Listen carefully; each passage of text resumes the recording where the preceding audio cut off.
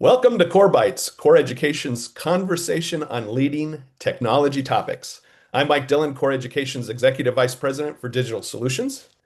We're excited to have with us today our esteemed colleagues, Mike Alstrom, Senior Vice President for Technology Strategy and Delivery, and Amanda Hodgson, Vice President for IT Service Management, and our very special guest, David Cannon, who is an IT service management veteran with over 30 years of experience. He leads the Americas team at PeopleCert and has worked with leading companies such as HP and Forrester. So in a world where technology is changing at an exponential pace, IT has moved. It's become a strategic partner in helping businesses run smarter and smoother. So today our topic is IT service management. And Mike, I'm going to throw it over to you to kick us off. Thank you, Mike. I'm going to open up with a question to David, our guest. So we all work, Core works with higher education institutions, which is facing quite a bit of pressure right now, declining enrollment, limited budgets, big tech expectations.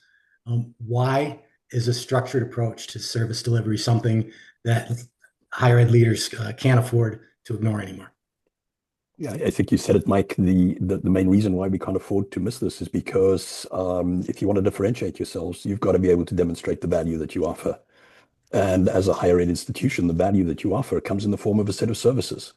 If your services aren't consistent, if they're not relevant, if they don't have the right quality, you're going to lose students, you're going to lose enrollments. So it's really important to have that clear understanding of what you deliver and how you deliver it, so that you can demonstrate the value that you bring to your students, their parents, and so on. That's excellent. And as a leader, David, of PeopleCert, you use a methodology called ITIL. Do you want to describe that a little bit?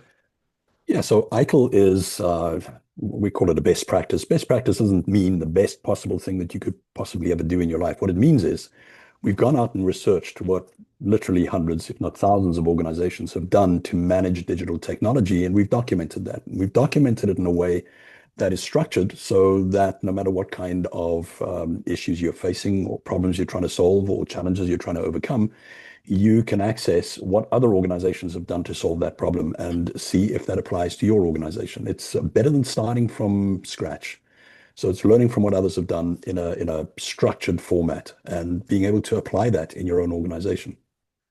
Oh, that's great. And tossing this over to Amanda, you've worked in the higher ed industry and in the IT service delivery area for 20 plus years. How does this fit into your experience in working with higher ed and trying to advance best practices? Sure, absolutely. And I'm really happy to be able to speak about this because when people think of IT service management, often they're just thinking of tickets and the help desk and those sorts of things. And it's so much greater. It's focused on making sure that the maximum amount of value is delivered for every business process across an entire institution. It goes well beyond the IT department. For instance, institutions today, all the different functional areas are often doing more with less, very lean, very streamlined staff. And those staff are trying to do the best they can to deliver the core functionality of their responsibilities in their role. They're following the path of least resistance, the most efficient path. But the problem is, and why a broader perspective is necessary, is what's best for an individual and their job responsibilities, or what's best for a department in terms of their goals, in terms of a technology tool or a process and the way they work, may not be what's best for the institution at large. And this is where you may find, and this is a common picture that I've seen, a lot of duplicative processes, inefficiencies. You'll have different departments that have different tools that you're paying for that perform the same thing, and that you could find greater efficiencies with a broader perspective and an intentional view on how the organization is operating as a whole, and not just enrollment, not just financial aid, not just the finance office. So with that being said, in terms of David, back to you, ITIL or service management, we kind of explained how that impacts, but specifically in terms of an institution of higher education, what types of value capture have you seen in higher ed specifically? I think to your point of duplication, One thing that we found with digital technology in its current state is you can find an application to do almost anything. And so if you don't even have to look too hard, you'll find something that does exactly what you need it to do. What happens when you do that is you lose the sort of end-to-end connection that flows across a university, for example. And one of the things that I've seen and been involved in is projects that are all about joining up the different pieces. So when we talk about enrollment, for example, what are the end-to-end pieces that all have to work together seamlessly in order for a student to enroll, pay, and get whatever they need to start their studies? There's a bunch of different departments, a bunch of different organizations, a bunch of different systems that have to work together. And some of those have been duplicated. So it's about not only eliminating duplication, but it's also about making sure that all of these end-to-end things are joined together in the right way so that people are working together. It's really just bringing the different parts of the organization back together again and making sure they're working seamlessly together. And as a result of that, then eliminating duplication, wasted effort, and so on. It's fantastic. When we talk about ITIL or IT service management, I think there's an overwhelming idea about it being tickets and help desk, to Amanda's earlier point. But I really think it's really about thinking in terms of a value management framework. If you look at that lens of here are the activities that get me future value. Here are the activities that I'm realizing my existing value, or remediating the risks to future value. That collection of practices and framework, when thinking in that context, helps to kind of break that perspective out of that simple basic ticketing, and also helps to get that holistic perspective, David, that you're talking about. I'm gonna ask Amanda another question. Imagine a CFO or a CFO, a dean is listening to this. What's one thing that they could do this month to bring some of this thinking into their world, even without a big IT budget or overhaul? That's a great question. I think that there is a lot that can be done to improve efficiency of existing processes that doesn't require a new tool or new people. I think that a dean, a VP, the CFO, being able to really set aside time to talk to the people that are performing the tasks of their functions and seeing what's taking up most of their time, where are the manual processes, because they know what's inefficient, they know what their time is better spent doing in more strategic tasks, in things that'll better serve the college or university, better serve the students, better serve the faculty, but they may not be able to provide that high level of strategic support or even innovative thinking because they're mired in manual processes, some which might exist just because it's the way things have always been done. We've all heard that. That the way things always have been done can be broken and changed in a way that better suits the organization. But it has to be intentional. There has to be organization around it, and there has to be leadership support, because change takes time and effort in and of itself. And when people already feel pressed to the limits in terms of what they're doing, to set aside additional time to say, let's stop what we're doing.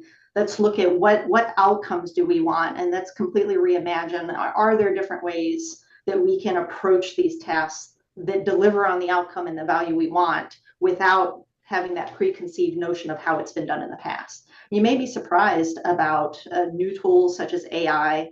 I know that's a big buzzword, but there's a lot of AI integrated functionality in tool sets and technology that may already be in use at the college or university. So that's a lot of words to say that what a leader can do right now in the next few weeks to help capture value is to set aside time, even if it's just a couple hours of a little retreat or workshop, to talk to your people, ask what's bogging them down, ask if there's one thing they could change about their role, what would it be? And you may be surprised to find what efficiencies and improvements can be implemented with little or no investment in additional technologies, or cost. Yeah, kind of tag teaming on that. Both comments David has made and what you're saying is, and it really helps to have the elevation of the IT leader, at a cabinet level because it is a strategic partner.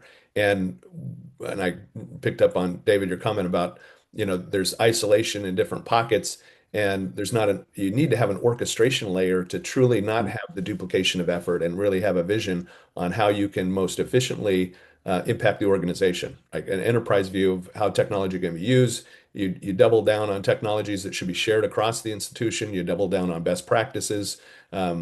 Anyway, this is a fascinating conversation because I know there's a lot of wasted energy in a decentralized model where there isn't a holistic perspective. So appreciate that. Hey, David, I got another question for you. You've helped many global companies, government agencies with this work. What's the one thing you wish more higher education leaders understood about IT service management? There's probably more than one thing. Let me try and narrow it down. Okay. The first thing is, and I think Amanda mentioned this already, stop viewing IT service management as your service desk.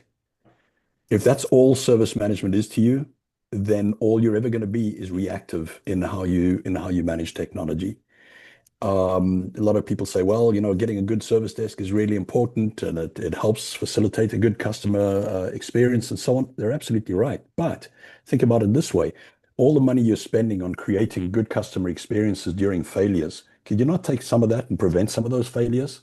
Could you not take some of that and build better quality services, better quality products? There are disciplines, there are capabilities identified in places like 𝗖𝗏, which really go way beyond the service desk and say, how can you build greater value within your organization? I think that's the first thing I would say. Start looking back at how we build integration between groups, working together. Here's an example. I was in an organization where the service desk supervisor or director, in fact, said to me, I just cannot get the infrastructure engineers to be involved in resolving incidents. And I said, why not? And they said, because incident management is owned by the service desk. And if it's owned by the service desk, why should I do it if I'm an engineer? We've got to get away from that thinking. We've got to talk about the integration of this. Incident management actually belongs to everybody. Service level management actually, to some extent, belongs to everybody. Not in the same way. We all have different roles to play, but we need to start identifying those roles and how they're integrated. That's the one thing. The second thing I'll say is the world has changed. Your IT department is no longer the single service provider, and we should stop treating them like that.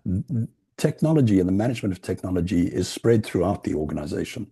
Almost anybody can acquire, manage, and use services that are based in the cloud and various other sources. So your IT department is no longer the organization where you can just demand things and they get delivered and then tell them they need to do it cheaper. We need to start thinking of IT professionals more as partners. And I think, Mike, you opened with that IT has become a partnership, but we need to start treating them as partners. We need to, when Amanda says, let's start talking to individuals who are doing tasks, let's have someone from IT there with us to understand how those tasks can be joined up using technology, how we can support the joining up of those tasks. That's really important. So stop thinking of service management just a service desk, number one, and number two, stop thinking of your IT department just as a service provider who should do what they're told at the cheapest cost. Yeah, those are great insights. That's about all the time we have for today. So one, I want to thank you, David, Mike, and Amanda for joining us today. As an institutional partner, CORE works with universities and colleges to develop and execute business transformation plans. As a public benefit corporation, we measure ourselves on our customer success. So I want you all to know that. One of the solutions we have is IT service optimization, which drives business operation excellence. And this topic today was so timely. So, if I think back, let's unleash human capacity by optimizing our current technology investment. That's really the lesson for today. And I want to thank you all for joining us at CoreBytes today.